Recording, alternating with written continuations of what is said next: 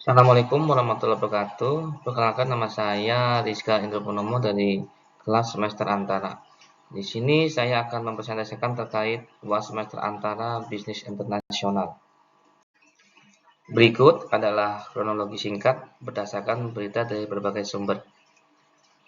Pemerintahan Amerika Serikat di bawah Trump sedang menerapkan atau merencanakan tarif impor, tarif resiprokal, pada produk impor dari beberapa negara termasuk Indonesia.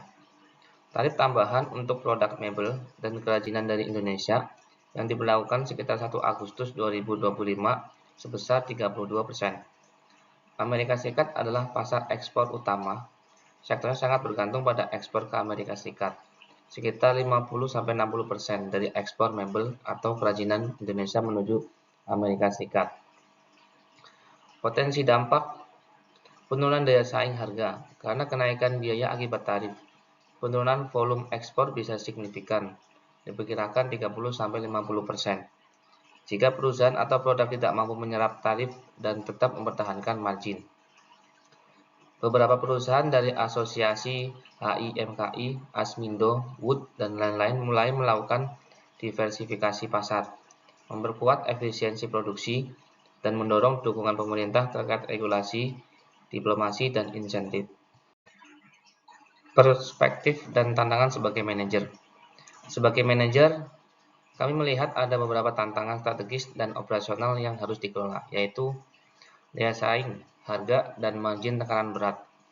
Tarif 32% terhadap produk ekspor akan membuat harga jual di Amerika Serikat menjadi jauh lebih tinggi dibanding produk dari negara yang tarifnya lebih rendah.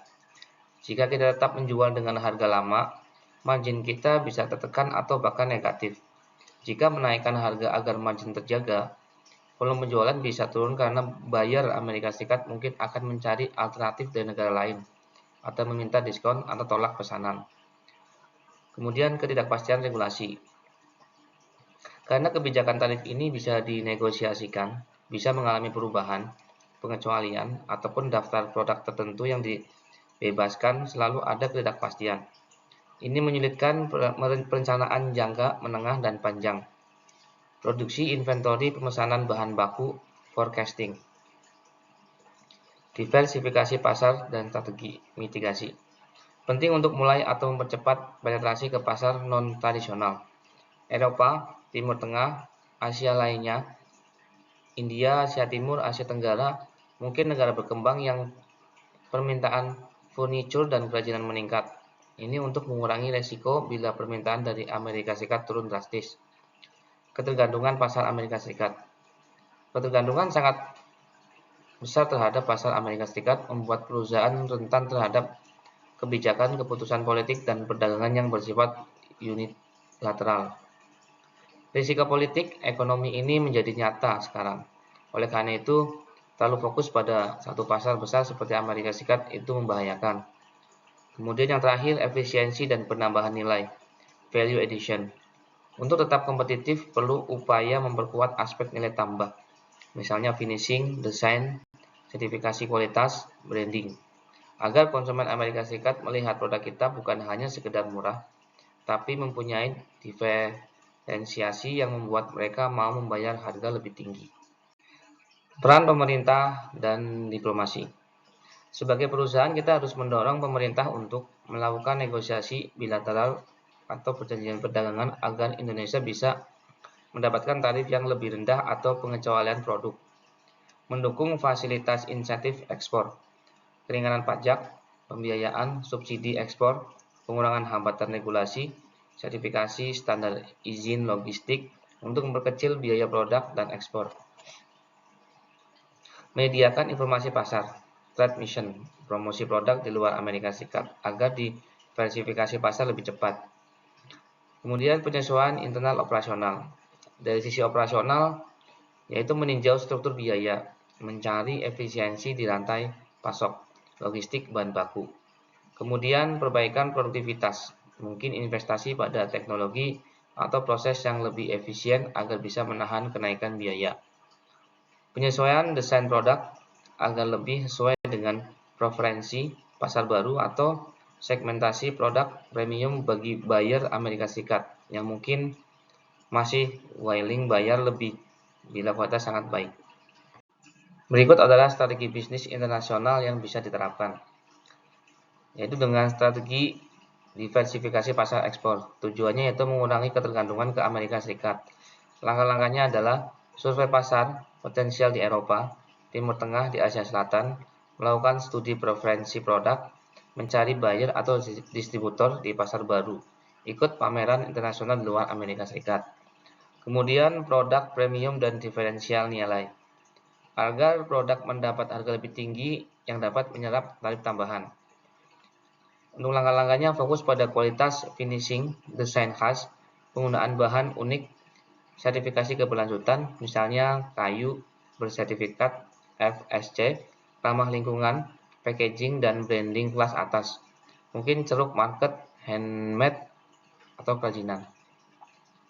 Kemudian strategi negosiasi dan kebijakan pemerintah, bertujuan mendapatkan akses tarif yang lebih menguntungkan atau pengecualian. Langkah-langkahnya adalah melibatkan Kementerian Perdagangan dan Industri (HIMKI), melobi Amerika Serikat lewat perwakilan dagang agar produk furniture Indonesia dikecualikan atau dikurangi tarif, memanfaatkan perjanjian perdagangan bilateral atau regional jika ada. Kemudian efisiensi rantai pasok dan operasi, bertujuan menekan biaya agar tarif tambahan tidak membuat total harga tidak kompetitif. Langkah-langkahnya ialah negosiasi harga bahan baku, optimalkan logistik, skala produk adopsi teknologi, perkecil pemborosan produksi, kontrol kualitas agar retur rendah.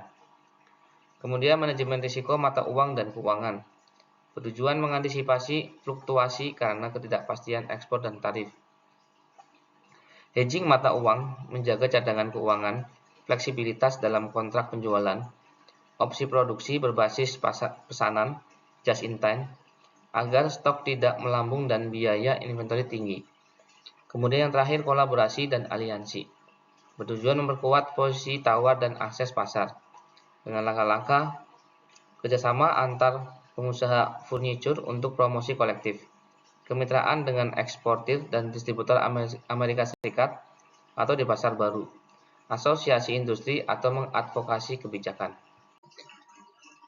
Berikut adalah kesimpulan dan rekomendasi.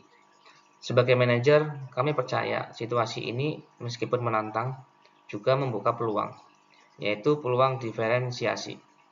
Produk yang memiliki keunikan, kualitas tinggi, nilai tambah dan daya tarik spesifik untuk konsumen Amerika Serikat ataupun pasar baru bisa lebih dihargai dan mungkin toleran terhadap tarif lebih tinggi. Kemudian peluang ekspansi pasar.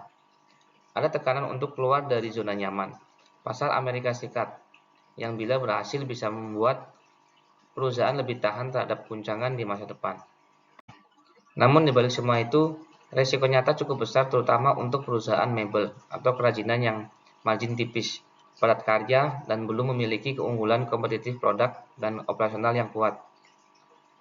Karena itu, rekomendasi tindakan segera yaitu lakukan audit internal terhadap biaya produksi dan rantai pasok, mana yang bisa dipangkas, mana yang bisa ditingkatkan efisiensinya. Segera bentuk tim khusus ekspor dan strategi pasar alternatif di perusahaan. Riset pasar, identifikasi buyer potensial di luar Amerika Serikat. Bekerjasama dengan asosiasi industri dan pemerintah untuk advokasi dan negosiasi kebijakan, serta mendapatkan insentif jika memungkinkan. Kemudian investasi pada branding dan sertifikasi kualitas agar produk kita memiliki keunggulan non-harga yang bisa menarik konsumen meskipun harga lebih tinggi akibat tarif. Sekian presentasi dari saya, kurang lebihnya saya mohon maaf. Wabillahi taufiq wal hidayah. Wassalamualaikum warahmatullahi wabarakatuh.